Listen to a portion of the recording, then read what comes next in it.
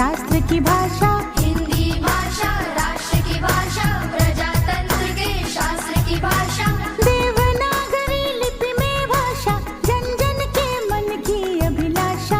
हिंदी भाषा राष्ट्र की भाषा, प्रजातंत्र के। एक सूत्र में बांधे सभी को, हिंदी का धागा मनभावन।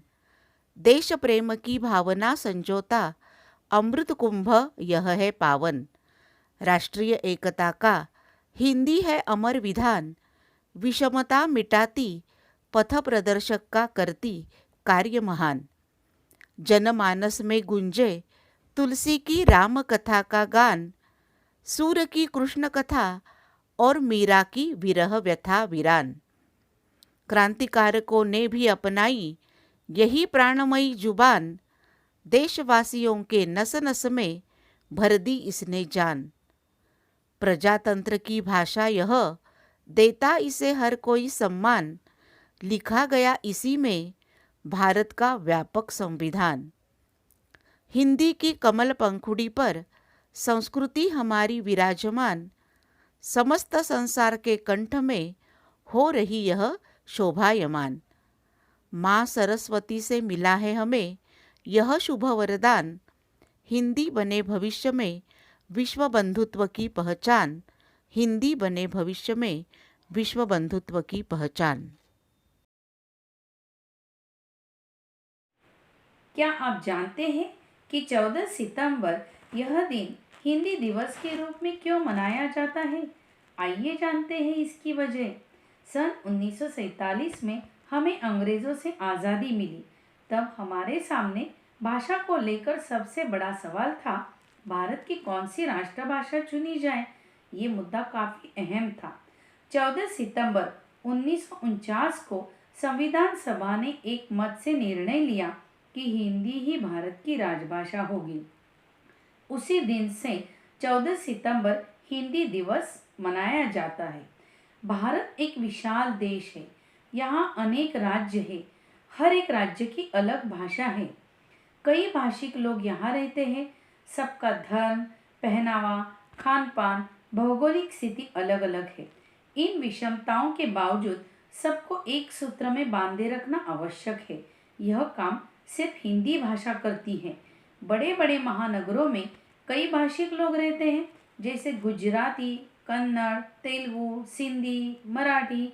इन्हें आपस में बातें करनी है तो हिंदी भाषा का ही प्रयोग करते हैं। यह है हिंदी की व्यावहारिक शक्ति। पर इसके अलावा हिंदी भाषा का एक और पहलू है समृद्ध हिंदी साहित्य। सागर में मिलती धाराएं, हिंदी सबका संगम है। सागर में मिलती धाराएं, हिंदी सबका संगम है। शब्द, नाद, लिपि से भी आगे एक भरोसा अनुपम है। गंगा कावेरी की धारा साथ मिलाती हिंदी है। पूरब पश्चिम कमल पंखुरी सेतु बनाती हिंदी है। पूरब पश्चिम कमल पंखुरी सेतु बनाती हिंदी है।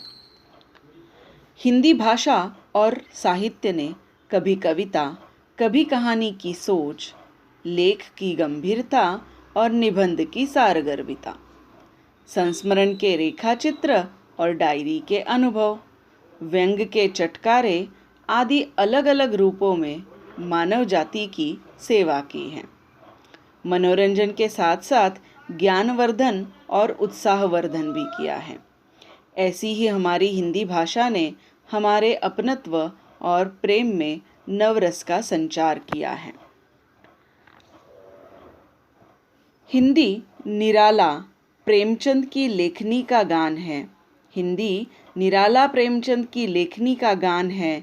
हिंदी में बच्चन, पंत, दिनकर का मधुर संगीत है। हिंदी में तुलसी, सूर, मीरा, जायसी की तान है। हिंदी हमारी चेतना वाणी का शुभ वरदान है। हिंदी हमारी चेतना वाणी का शुभ वरदान है।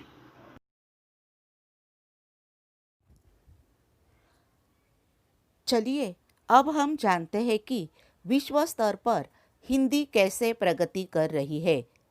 हिंदी केवल राष्ट्रभाषा ही नहीं है तो हमारे संस्कृति और ज्ञान की सच्ची संवाहक है। इसीलिए आज पूरी दुनिया में 175 से अधिक विश्वविद्यालयों में हिंदी के अध्ययन अध्यापन की सुविधा की गई है। विदेशों से 25 से अधिक हिंदी पत्र पत्रिकाओं का प्रकाशन भी होता है। BBC, जर्मनी के डॉयचे वेले, जापान का NHK वर्ल्ड, इनकी हिंदी सेवा विशेष रूप से उल्लेखनीय है। सोशल मीडिया, संचार माध्यम, वेब, विज्ञापन, संगीत, सिनेमा और बाजार, इन क्षेत्रों में हिंदी की मांग निरंतर बढ़ रही है। हिंदी के इसी बढ़ते प्रचार प्रसार को जानकर पिछले वर्ष सितंबर माह में हमारे प्रधानमंत्री माननीय नरेंद्र मोदी जी के द्वारा संयुक्त राष्ट्र महासभा में हिंदी में भाषण दिया गया था। हिंदी की इसी व्यावहारिक शक्ति को आज पूरे विश्व ने पहचान लिया है। इसी कारण हिंदी भाषा विश्व में तीसरे स्थान पर है।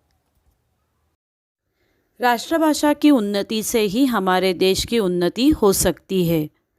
इसके लिए हम प्रतिज्ञा करते हैं कि हिंदी पढ़ो आगे बढ़ो भारत जोड़ो के मंत्र को राष्ट्रभाषा के प्रचार द्वारा सफल बनाएंगे।